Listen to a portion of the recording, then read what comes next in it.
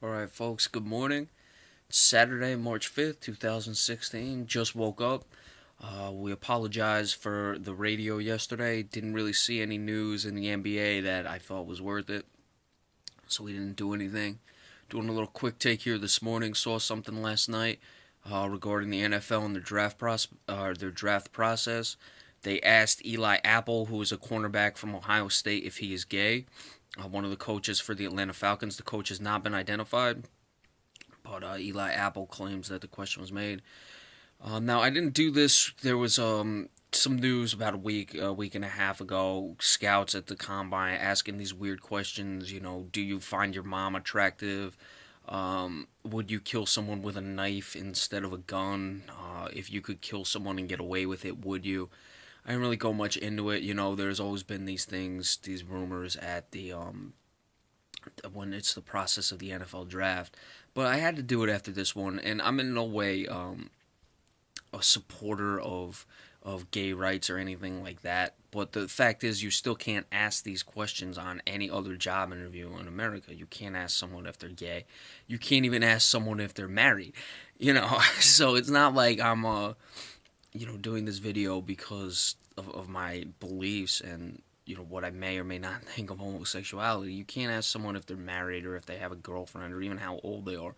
But for some reason they put up with it in the NFL. You're allowed to ask these questions, and it really I think is getting ridiculous what the NFL thinks they can and can't get away with. Why this draft process allows this sort of thing, I'll never understand. I get that you have to give these guys, money. You're going to pay them $1 million contracts, but this isn't. I can't remember how long ago it was. Sam Bradford was the last quarterback who got all that money because that was the last time there was not the rookie wage scale. When was Bradford? Bradford was drafted in like 2008, I guess. So it's been a while since you really had to pay these guys a ton of money. Bradford may have been a little later than that. Bradford's probably like 2011. I'm not sure though. But it's certainly nowhere near as important when you're paying these guys a lot less. And you shouldn't even be asking I don't even care how much you're paying the guy. There's always character. All these guys come in. Dante Fowler last year was a guy I never even thought would have moved up in the draft. I didn't even know Dante Fowler was before the draft. He went high to Jacksonville, and then this guy is posting. He didn't play a game last season because he was hurt, and he's posting a video about his girlfriend and the mother of one of his children getting in a fight. That you didn't know he had a child. Like all those investigations that go into these people and everything, and you couldn't have figured that out, that he might have had a kid, which I'm sure they probably knew, but it doesn't matter anyway, because if you're that supremely talented, you're gonna get drafted anyway. Look at Greg Hardy. He got a job because he was that talented. He's gonna get cut by the Cowboys most likely, but someone else will probably sign him to a contract. So it really, all these questions, and then there's talk. It's like, well, they just do it to see what reaction they can get out of you. What do you? Someone asked me if I'm gay. What do you think I'm gonna do? I'm gonna be all hunky dory about it? Of course not. There was the time back when Des Bryant was being drafted. Someone asked him if his mother was a prostitute. Now, with that one, I'm not even so necessarily down on that question in that scenario, because knowing what I know about Des Bryant and his mother, which isn't a lot, it's just the reports I hear coming out of Dallas. Obviously, the media down there would know a lot more than me, but there's certainly a lot of problems with him and his mother. So it's not even like that one. I would look at it and be like, oh well, that's such a terrible question. There were probably some serious concerns if Des Bryant's mom was a prostitute or not. I don't think they were just asking it to get a rise out of him. But even whether she is not, or she was or was not. Sorry. If someone asks you if your mother's a prostitute, you're likely to crack them upside the head. That's what are these questions for? To see what reaction they get. Frankly, if I was a NFL, team owner or general manager, whatever, and I asked the guy if his mother was a prostitute, or asked the guy if he was gay, with I mean, and I don't know. Again, I want to clarify. I have no idea if there's some rumors about Eli Apple.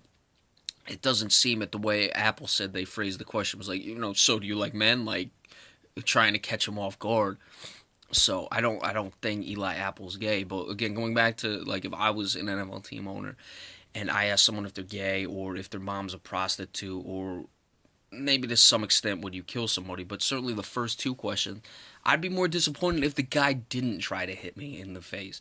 That would be the type of person I'd want on my team, frankly, as a guy. If I'm going to ask some, you know, I'm not going to curse, but if I'm asking some, dirtbag question to, I want him to hit me.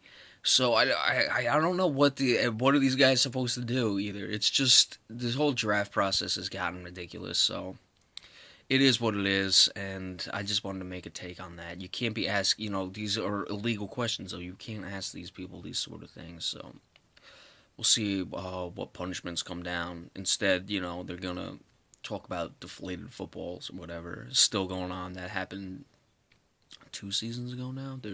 A season has already passed since then. So that's what's important to the NFL or not whether they can ask these people these questions. And you know what? Again, I've said it many times. It goes back to the public. We put up with these sort of things. We make the NFL an idol. We worship it like it's a god, and it's not. I don't, but other people do, and they allow these sort of questions. So that's what you're gonna get. All right, so that's it for today. Remember, anyone who would like to subscribe, I'd really appreciate that. Again, we apologize if there's no big news in the NBA. I have some things to do on a Friday, so I didn't go down to do the radio show, but should be on next week. I know I was saying all last week I was going to be on, but I didn't. So again, I apologize for that, but we appreciate subscriptions and any other flash news alerts. We'll certainly bring them to you, or quick takes. We wanted to do that, and we'll be sure to get back and going next week. Again, Tuesday we'll have the weekly NBA report, and then we'll recap anything that I may have missed on Friday. So thank you all so much, and enjoy your weekend.